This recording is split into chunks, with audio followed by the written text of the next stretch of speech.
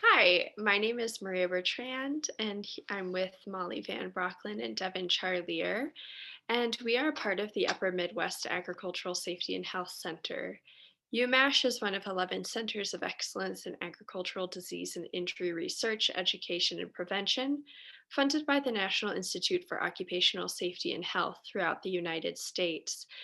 And today we're presenting on leveraging social media to promote agricultural health and safety, especially during COVID 19. This is more important than ever, especially during a time when face to face contact is very minimal and most is conducted online. So social media is a team effort at UMash. Even though I'm the one who's mainly posting, it's really all of us working together to come up with the content. So we each serve unique roles and bring complementary skill sets to social media. I'm Maria Bertrand and I curate the material, meaning that I figure out what we're going to post, I develop the messaging, and I actually press post. Hi, I'm Devin Charlier. I am part of UMash's evaluation and admin cores, and I help to monitor our social media efforts and evaluate and support our strategy. I'm Molly Van Brocklin. I'm part of the outreach and I do graphic design and I create visual content and branding strategies. So today we're going to first just give a brief overview of the UMash social media accounts. Then we'll delve into our 3 goals for social media, examples of how we work toward each goal, and the role of evaluation. So what we're doing is we're highlighting the tactics that work for us in our process. Our key takeaway is that it's helpful to create goals and be creative with strategies and tactics, but this may look totally different for you. So really, we're providing the goals and strategies that work for us, but not necessarily the ones that will work for you. And for that reason, I would suggest that you use this handout and go along through the handout throughout our presentation, really asking yourself why you want to use social media, who you wish to reach, your goals, and your strategies, and using ideas that we present to develop your own. And also, it's important to note that this is not just for ag safety and health professionals, even though we'll be talking about ag safety and health. The suggestions that we are giving can really be leveraged outside of this sphere.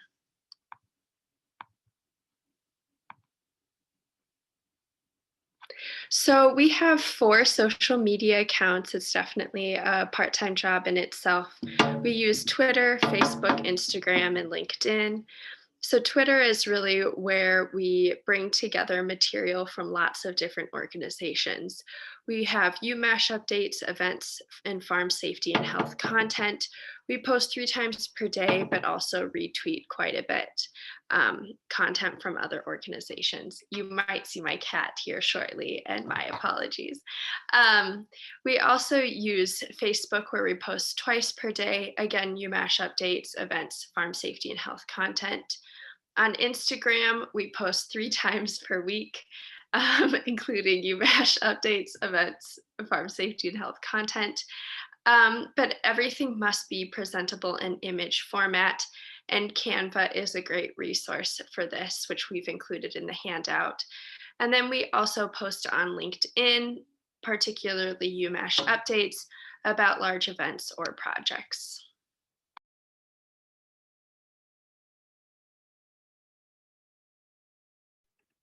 So on the left of your screen, you'll see our social media year-end report that's showing some indicators of our audience, engagement, and reach on Facebook and Twitter. We've recently added Instagram and LinkedIn, as Maria said, to our implementation and monitoring strategy. So we don't have year-end data at this point, but we've also seen some slow growth on those platforms as well. Overall, our social media accounts have been growing for the last few years, but this year we have seen larger and more consistent increases across many of our metrics. And today we'll talk a little bit about how we got to this place.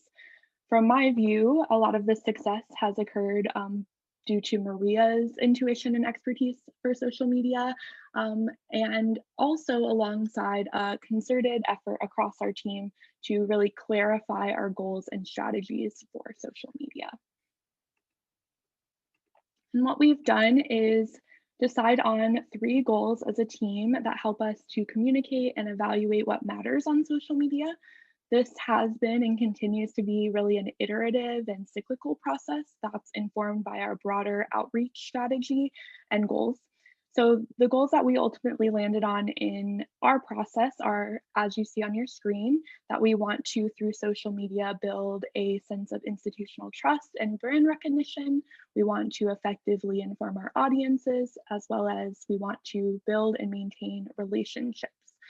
We've also clarified an overarching strategy for each of these goals.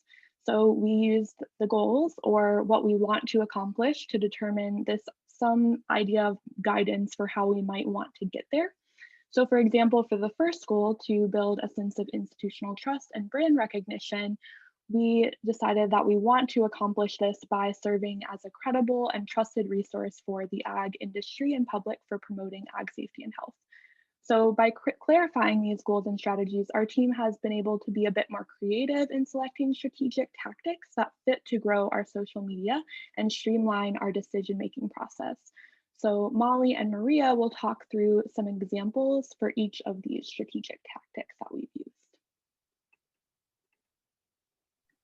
So our number one goal is building a sense of institutional trust and brand recognition. We do this by serving as a credible and trusted resource for the agricultural industry and public for promoting ag safety and health. I'm using Opal the cow as an example. So we created this brand ambassador named Opal. Her presence on our social media results in a positive brand recognition. She creates a fun and engaging atmosphere for all ages. Having a persona like Opal is more presentable to our followers because it seems like a person rather than a center. So it creates that personal relationship with our followers. The mascot builds a unique persona to make us stand out from the others as well. And we want to have a consistent visual voice as a designer. So like creating cohesive colors is a great way to have consistency throughout the designs and using similar design styles as well. And another way we create consistency and create a sense of credibility and trust is by using the same person to post all of our content, which is myself. This also allows us to use a range of voices because the messaging and the wording is always my voice. And so then we can create kind of a range of tone from professional to silly. So here on the left with Opal wearing a face mask, the posts that I've used with this image are always very professional, using suggestions from crisis communication, specifically focused on why we should be concerned about COVID-19, that there are guidelines and sharing what those guidelines are, but also noting that things are changing rapidly and that these guidelines may change as well. And then we also use a very silly, humorous style to make it known that there is a person behind the screen. So, for example, in this image with Opal and the sunlight, I used puns and I made it very silly and fun to focus on why it's important to use sunscreen when out in the heat. We also use social listening, which is a fancy term for just being aware of what's occurring in the agricultural industry and the ag community at large. So a way I do this is usually we would be attending conferences and doing other outreach events, but since we can't actually be in person, I instead use newsletters, I use Google Alerts, such as farm safety or farm workers, which are a big population we serve. I create lists on Twitter of organizations related to farm safety and health. and only look at their content within that list. And I also use books and academic articles. Also, part of building a sense of institutional trust and brand recognition is sharing important information to show that we're your resource for ag health and safety, to further the conversation, to create a culture of agricultural safety and health, and to build relationships with the stakeholders whose content we're sharing. Our next goal is to effectively inform our audiences. So we do this by strategically disseminating appropriate content with UMass messaging and resources. So social media is important to our broader outreach strategy. The UMass Expo is a good example of this. We used social media such as Twitter, Instagram, and Facebook to promote this event. As a core strategy to drive people to our online expo event, we used different approaches for each social media platform, such as we did balloon dart bingo, which was kind of catered towards Instagram because you place an emoji next to the farm safety and health topics you have participated in, and then you get bingo, which was really fun for our followers.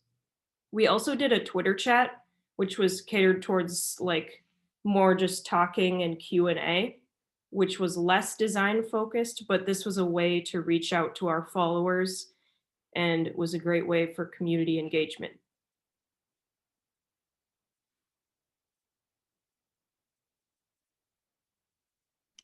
And then our third goal is to build and maintain relationships. We do this by leveraging social media to develop the feedback loop between UMass and those who we wish to serve. That is the ag workforce and the people working with them. One way we do this is through a weekly campaign that we've titled Haiku Friday. This has been going on for about a year now. And what we do is every Friday we publish a haiku written by internal staff, professionals in the field of ag safety and health, and also people working directly in the ag community. So on the left is a haiku written by Derry Carey, who has who has a very large social media presence and is a producer based out of Wisconsin. And we were very, very fortunate and excited that she was willing to write a haiku for us. In the middle, we have a haiku written by Molly, promoting our stress and mental health resources. And it's always nice when the haiku is written by somebody who has quite a bit of artistic talent. And then on the right, we have a haiku written by Whitney Pennington, who is the outreach program coordinator at High Cause, which is one of the other ag safety and health centers, just helping them promote their agricultural health and safety research day. These haikus help us develop relationships, which are especially important during these virtual times. So how we contact people is that I ask internal staff to send me a list of individuals who may be interested in writing a haiku, and then I use an email template to email those individuals. I also take a look at anyone who follows our platforms on Twitter and Instagram. Facebook is a little bit harder, and I see what their bios are and where they work, and just to get a better understanding of who is interested in our content. And if I see that they work directly in ag health and safety, I may reach out to them to ask if they'd be willing to write a haiku. This also allows us to understand who we are not reaching by seeing who is following our content, leading us to ask ourselves why. And this really goes into our larger diversity, equity, and inclusion efforts that we have begun here at UMass. And so haikus help us build relationships with those organizations that serve individuals and populations that we may not be serving at this time, and to create those relationships to help us do a better job at serving those populations. These haikus can also serve as a way to spread the word about individuals in the field of ag safety and health. Social media, for better or worse, is its own form of currency. And so by getting the word out there about specific individuals and using their images, we can help further their careers. I also make a point of making sure that the final product, that is the post, aligns with the person's vision of how the post will look so that we're not putting words in somebody else's mouth. Our Haiku Fridays also show our audience that there's not just one way to participate in agriculture and not just one person in ag. So the Dairy Carry Haiku Dairy Carry has created spotlights focused on producers, queer producers in the field of agriculture. And so here her haiku is really focused on that. Our haikus also show who we care about, but it also pushes us to meet our audience's needs and to begin working to dismantle larger structural barriers that our haikus are not going to dismantle in and of themselves. And then on the right, as you'll see, there's a little thing that says alt in the lower left-hand corner of the Research Day haiku. And so what we also do on Twitter is to write a description of the image to make it more accessible to people with limited vision or those who are legally blind. And then we also use engaging graphics related to the haiku in order to attract our followers to the content. By using Canva, or Molly will create the graphic as well. And then Molly is also a great photographer, and she took the photo that is in the background of the Dairy Carry haiku.